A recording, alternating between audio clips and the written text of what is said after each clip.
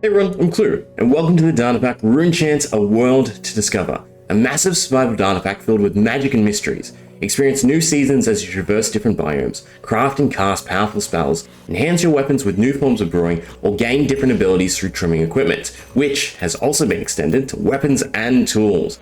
With 8 new advancement tabs to pursue, come experience a whole new world. The data pack is finally at a state release, so no better time to start playing and preparing for more endgame content to come. You can find the pack on Planet Minecraft or Moderate, or of course in the links down below. I think it's finally time to jump into magic, so I've got all the supplies ready. And this is by far the feature of the pack that I've put the most love into. So, it is ever expanding, basically, right? We have the Runechanting tab, which is the basis of spells, crafting very simple tomes into actually adding to those tomes and crafting unique spells, to then increasing them even further with some of the Enchanter's crystals. As you can see, I have a ton of materials, and basically you can think of it like these are all the different combinations. So for every different name tag I have, every different crystal I have, you can come up with a unique type of spell or mash them together and have some really complicated effects. But definitely gonna have to split this one up. So we'll start with accessing spells. So nice and simple, there are a few starting items that we really need. Basically, grindstone, lodestone, enchanting table, obsidian, and end crystals. 4 enchanting tables, right? Memory serves. The multi-block structure components, but then we also need to have found some of those hearts. Again, the hearts can be found one of 2 ways. Either you defeat enough mobs and a pot of affinity will spawn, and then you can actually now use the recovery compass enchanted. So combine a knowledge fragment with a recovery compass to teleport directly there, which I should be able to do. So we might as well go over getting all the materials, since that is a big part of it too. So if we go ahead and enchant a recovery compass with a knowledge fragment, and have enough levels. There we go. We get ourselves enchanted compass. When thrown, attempts to teleport the closest player to affinity pots. Throw it out. And we should be on one. Yes, we are on one. Though it is awfully dark. I can either just do torches, since we're not going to be here long, or night vision. So we'll do torches, right? So we have a pot. So we can break it, and we'll get ourselves a heart. And these spawn depending on how many mobs you've defeated. The more mobs you defeat, the more likelihood you'll actually have of spawning one. And as you can see, they have buffing mobs. So he's used overworld empowerment, wherever he is, probably under there. But we have the hearts. Now there is another way to get them, which is probably simpler, but does require a little bit more grinding. So we'll fly back up to the surface, which should be right around where we are, because they usually spawn near you. Oh, there you go, another one has spawned. So a heart of Affinity has spawned somewhere underground near us. It's fine, we don't need it. So we'll go back into creative. And then the other way is good old Wither Skeleton Skull, some Dragon Breath, and a Totem of Undying, right? So pretty costly, but also guaranteed to get you one of those hearts. So on the Wither Skull, you throw down some Dragon Breath. Ooh. You have to land on top, and then it will spawn one of these guys in, which is also necessary because we need his eye, but more importantly, a guaranteed heart, right? So there's 12 different hearts to collect, all creating different spells and all unlocking different spells. Now this guy in himself, he drops a very important eye. In fact, we'll do the easy way. If I just give myself strength, and you might as well do luck as well to try and guarantee the job. Probably won't, but at least it'll be a little closer. Ah, there we go, perfect, we did get it. Okay, so defeating those guys, you have a chance at an Ancient Eye. I do want to really add in better ways to get the Ancient Eyes, the Phantom Membrane, and the Vex Membrane, because these 3 are what you utilize to craft different branches of spellbooks, right? So the Ancient Eye leads to more attack, offensive-oriented spellbooks. The Vex, more buffing, so you get extra perks while casting spells, and then the Ally is more beneficial, helpful, some healing, some other buffs, some useful things that are more multiplayer oriented, I should say, right? The Ancient Eye is definitely what you want in survival, single player, just to do damage. So what I am thinking, on a little tangent, is, I don't know, I can't grab the end portal, right? I had the idea of just spawning an end portal block, and if you basically put a eye vendor in there, it will spawn some things, and also then give you a guaranteed Ancient Eye. I think that's probably the best way to do it, right? So you can just randomly encounter it, and it'll be, sort of like a wave system. You put the Ender Eye in and spawn a bunch of stuff, you defeat everything, and then you'll be rewarded with the Ancient Eye, and the block will just be out. Easy enough to do, right? We just spawn a marker under it, that controls everything. Other than that, the membranes, they're the issue. So Vex, not too worried about, right? You can just go hunt Vexes. The ally is a little bit of an issue, right? Because you have to hunt allies, and they're a bit less common than Vexes, especially with some of the season mechanics. Some of the season mechanics spawn Vexes, so again, more readily available. So I'm thinking maybe try something where you can shear allies. Sounds kind of weird though, right? Grabbing their membrane. Maybe they just drop it randomly. I don't know, I have to figure that one out. But, right, once you have collected all the different materials, we can start assembling the spellbooks. Now, I don't actually need anything in my inventory, so we'll do that. So, first step, you want to get yourself some special paper, right? So the first multi-block is a grindstone on top of a lodestone. Like so, right? And that's called a grinding station. You can then throw onto that some paper and some glowed ink sacks. Nice and easy, and you get yourself some infused paper, which are needed for crafting the spellbooks. So, step 1, done. Step 2, we need to make a spell altar. Spell altars are made using end crystals. Actually, I do want to keep them there. Obsidian, because the end crystal needs to be placed on obsidian, and an enchanting table. Now, where do I actually want to set this up? Probably just central, right? So, obsidian, 4 enchanting tables, and then the end crystal in the middle, and ta-da, that's all you need. That's your spell altar done. Now, to actually unlock the different spells, you need to offer it a different Heart of Affinity. So, for instance, the Deep Dark Heart of Affinity will unlock Sound, Stalk, Occult, and Amp, as well as the general just Deep Dark spell tome.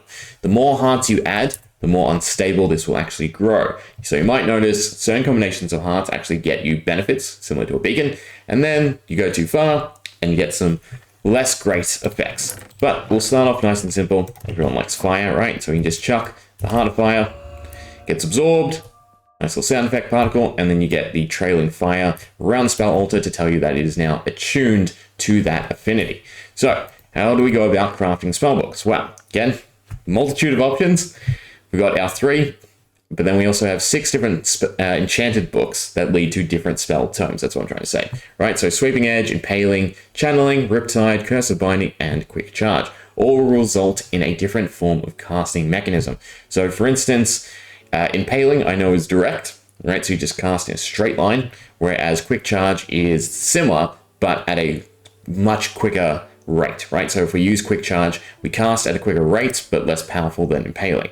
So all you have to do is take your pick of your enchanted book, one of your 3 items, so we'll go with Ancient Eye is what I actually meant to grab, and then some paper, and another heart, right? So you have 4 components to actually make one of your spell tomes. So again, you got 3 options. For the catalyst item, we'll call it, you can either make a Ancient Eye or Ancient Tome, Vex or Amplifying Spell Tome, or Ally or Rejuvenating Spell Tome. I think I've gotten them all right. And then you have 6 forms of casting. So I'm not going to remember them all. They are, again, everything is listed in the advancements as best as I can possibly do, right? So Quick Charge gets you a quicker cast. Channeling gets you stronger but slow cast.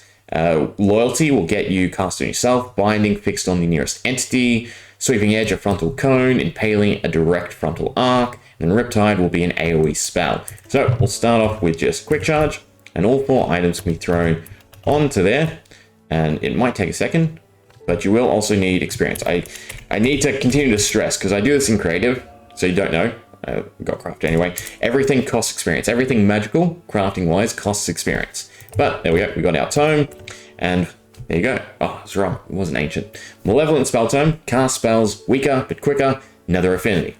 Okay, so how do we actually cast? Well, as you can see, nothing at the moment.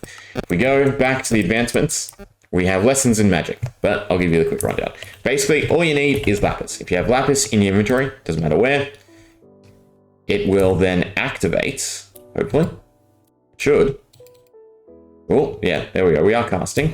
I seem to have broken, though, the icons. But as you can see, we have particle effects and we're shooting spells. That's a bit worrisome that I've broken that.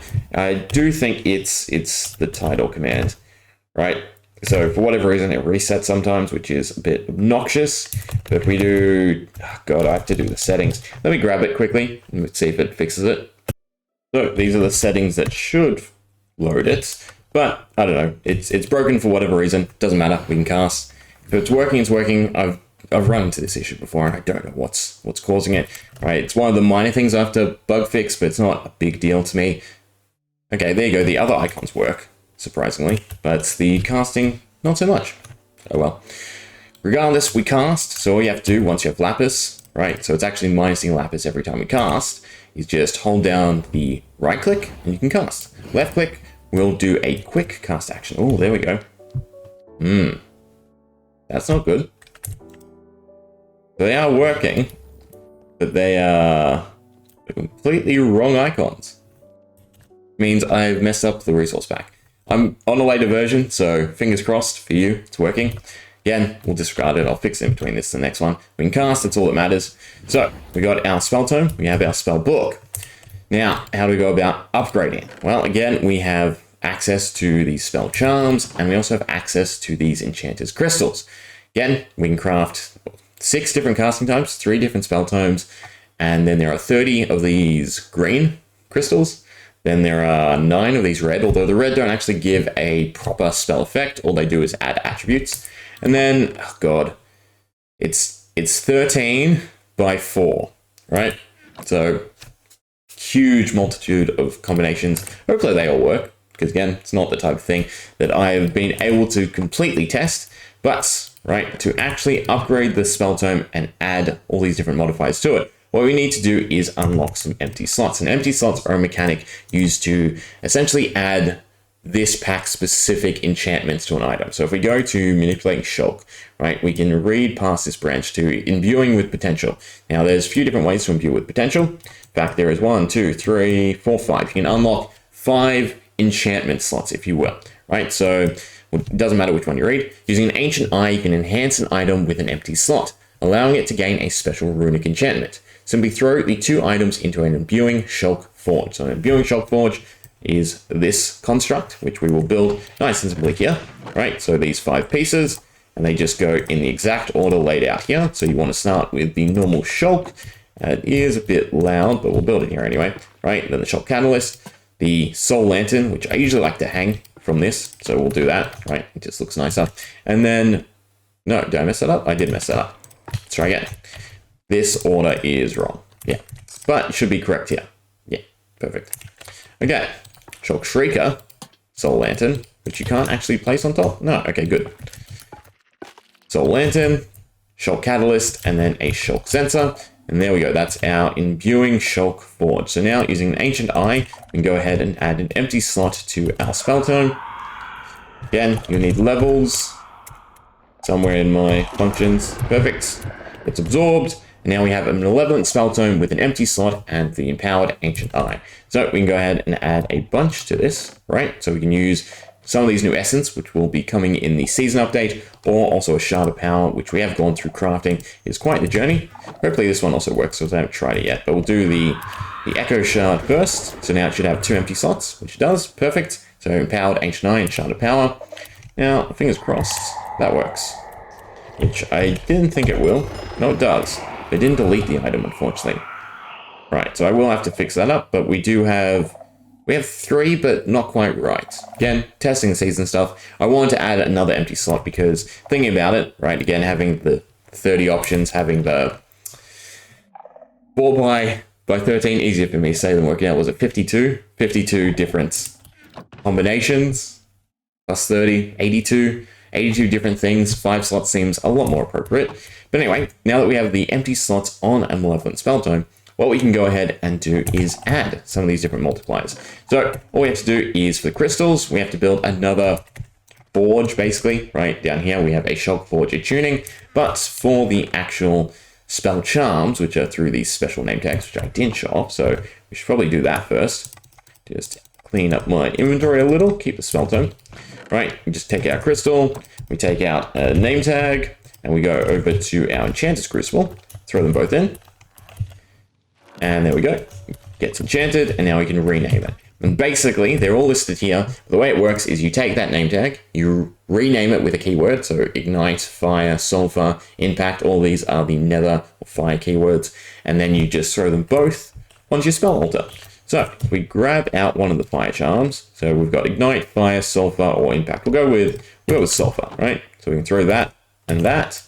It'll get absorbed, disappears, and our spell tome now has that charm sulfur. So when we cast with it, there you go, it's got blue flame as well. Now, like I said, lots of combinations, so we might as well go ahead and chuck them all on. So we'll do impact and we'll do ignite as well. So we can go ahead, spell tome, add impacts. Oh, I don't think they're close enough to one another. I think one item has to be on the center, and then one elsewhere. And do I not have levels? I keep running out of levels. Yeah, I keep running out of levels. I really should. I want them to add it so you can see it in survival, but in creative. But no. Anyway, so now we have sulfur, impact, and ignite. So we cast. It actually gets a bit longer of a cast because we've added more spells to it, right? It's more hefty. The lapis cost is also going up, so we're at 22. It's now costing us, was that 5? Did I do the math right? 5 lapis per cast. And depending on the casting type, it will cost more. But now we have a really loaded up spell. So what happens if we actually cast on the husk? We go ahead, spawn one in, cast our spell tome, hopefully hit it. Right, a few different things. Got ignited, you could hear the explosion sound effect, and overall did some damage. And there you go. I don't know if that was 2 shots with a spell, or 1 shot and they did enough. But yeah, pretty strong. So I think we'll leave it there for the first one. I'm going to fix up the icons because that's obviously a texture pack thing because they are trying to load. They're just definitely the wrong images. And then we'll go over, I guess, the Enchanter's Crystals and their flexibility in the next one, right? As well as a few different casting types. Again, it's so much to show off. We'll just have fun in the next one. I think we'll just try to come up with goofy combinations. Anyway, hope you enjoyed. See ya.